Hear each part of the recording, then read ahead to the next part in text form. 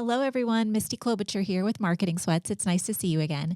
Today, I am here with a longtime friend, Mickey Velimirovich, and he just taught me how to say his last name, and I kind of screwed it up, but he's a great guy. I met him probably 7 or 8 years ago. I think we were at a conference in maybe Iceland, and he was heading up an agency at that time. He was the president of Cargo in Toronto, and we struck up a friendship, and we've kept in touch. And most recently, he just gave a talk on the concept of AI at our conference in Montreal.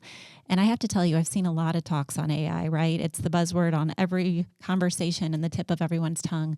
But the reason I asked Mickey to come on and talk about it and give it even more space is because it's very rare to find somebody who can talk about both the concepts at such a simple level and also tell you how to practically use them to run your business. So that's what we're going to dig into today. So I'm happy to introduce you to him. Here's Mickey. Hey, Mickey, how are you? I'm well. Thank you, Misty. Thank you so much for the opportunity. I'm really excited. We're great to see you again. Always a pleasure and really excited to dig into this chat. I view, the launch of ChatGPT as almost a defining point in our history that we're going to have the pre-ChatGPT era and post-ChatGPT era because it has fundamentally rewritten how we operate. It has rewritten how we are going to behave as humans because everybody has same access to information now, tremendous amount of information. And so it's not about, so even when we think about education is going to have to completely revamp itself because you're not teaching someone something, they already know it. Right. They just need to prompt it in the right way. They're going to get exactly what they need. But then how do you build on that? And so when we think about the impacts that it has on our world, I mean, we're seeing applications across the medical field, ability to find things that the best doctors are even challenged in finding simply because of the computational power and just the ability of large language models to do what they're doing. I'm mentioning education, business across the board. So what we have to now is this: we have to learn how to harness that power. And to me, that's where the biggest opportunity and the biggest risk comes from. Absolutely. Because even with the output, that's great, but then how do you translate output to actions? You're going to have amazing outputs. You can have deep research. Models have amazing deep research capabilities. You can have a 50-page document, but then what do you do with it? So, but there's no going back, and that's the one thing I was trying to urge everyone. There's a lot of talk about, it's a big bubble, it's a hype, it's going to just come and go. But if we look at everything, even internet era, everybody thought it was a bubble. Everybody thought, oh, this is never going to survive. And for sure, it reached a bit of a plateau. But then as smart organizations found ways to harness the value, that's when we saw the significant growth again. So we are sort of at that stage right now where there's a lot more thinking about, is this really going to get us to where we need to go to? So help our listeners who maybe don't live in this world every day understand the difference between an assistant and an agentic world and how sort of this idea of prompting is going to automate so much that we're not thinking about today. So think assistants are in essence, so let me give you an example. If you chat to ChatGPT every day, whether it's through prompt typing or talking, it is assisting you with something. You can ask a million things. You can say, hey, how do I, send the most effective email to get the point across? Or how do I make the best goulash? Or whatever it might be, it's literally assisting how you work. An agent is going to be able to make decisions on your behalf. So you're going to give an agent an instruction to do a set of things. So as an example, where this one conversation is only a singular point in time, imagine now having the same conversation with ChatGPT and saying, hey, look, I need vacation. I need to book a week off. I would love to go to Hawaii. What I really love to do are the following three things. I have status with Air Canada. Here's my preferred hotels, but it doesn't really matter. Can you please just book this for me? And currently, as we stand today, there are tools that can do this. If you give agents access to your credit card, to your, airline that you're booking with, it literally has the ability or can have the ability to book this entire vacation for you.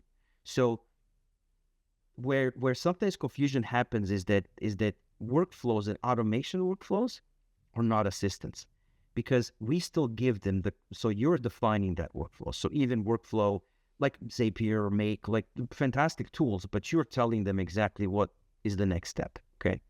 Whereas an agent, you don't Right. tell them how they work. You just tell them the outcome you're looking for, and they will make decisions along the way. And optimize for you if you ask, correct? Absolutely. Yeah, absolutely. So when we started to really think through playing around with agents and seeing what they can do, I mean, it's extremely powerful. They will do exactly what the outcome you're telling them, but they may take steps that you might look and go, I never told you to do that. Right. And that's where the whole point and the reasoning of the ability that the agents can act on your behalf Yeah. and actually complete a set of sequences.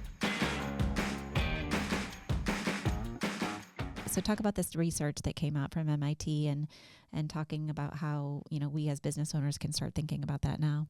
Yeah, no, absolutely. So this was an interesting study that MIT did, and I believe it came out about a week ago, last week. But the point is that only about 5% of pilots made it into production with some measurable value.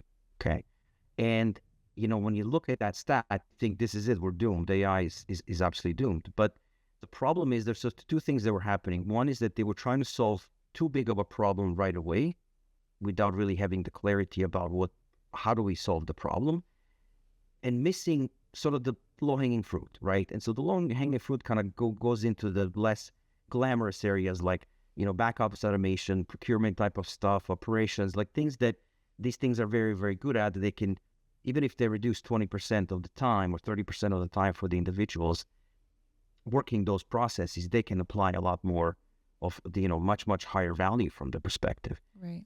But the biggest thing that it identified is this idea of like everybody was chasing a trend versus actually like what is the strat? What are we trying to do? What's the business Almost, problem? Yep. yeah, right. Like this shiny new toy called AI, right? And everybody's saying, well, the boards are putting the pressures on the CEOs, CEOs are putting pressures on their executives, saying, let's do more AI stuff, right? Because we're expected to do it.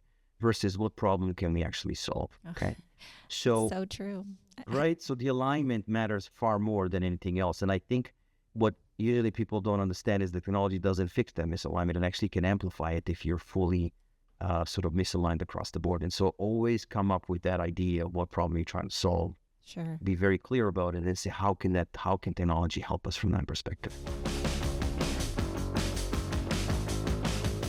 One of the things you mentioned as it relates to marketing that kind of, I guess, blew my mind at the time, but even since I saw you back in, May, we've been running on this trend, and that is this idea that SEO is dead, at least in its current form, because of websites and, writing for LLMs. Can you speak to that? I think it's a really important concept that all of our listeners need to really be thinking about. Absolutely. So I think the quote from Andrej Karpathy, who is obviously an AI expert, worked at OpenAI, Tesla, and he said, in 2025, he said the most content is still written for humans, right, instead of LLMs.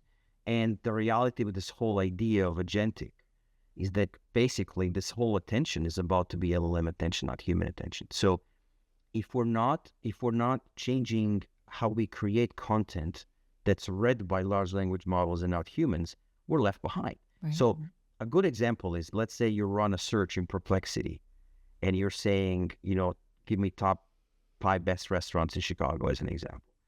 Some restaurants don't even show up, even though they could be on top lists that are recognized for years. It's simply because the way that the content is written, the content is displayed and actually built into the website itself, isn't being picked up by LLMs. So there's this whole slew of changes now from SEO to agentic optimization. It changes all the time. There's all these new things popping up.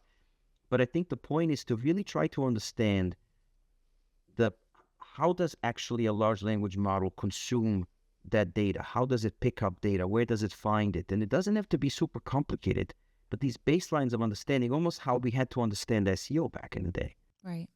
We have to understand in the same way, how will an LLM pick that up? Because if we're giving, back to the example of the agent, if I say to the agent, I need you to book this vacation for me, and I say, look, I love, I don't know, Pokeballs, find me the best Pokeball in Maui. Sure. It's only going to look for it's going to find those things that it's actually, it is able to read and find, versus those that might be at the top of the list for, the favorite restaurants. but they're not being found. Yeah. And so unfortunately, as a new user, I wouldn't know any different. I would just follow what my agent told me and say, okay, fine, book me a restaurant there. So it's going to revise and just absolutely how things are being done.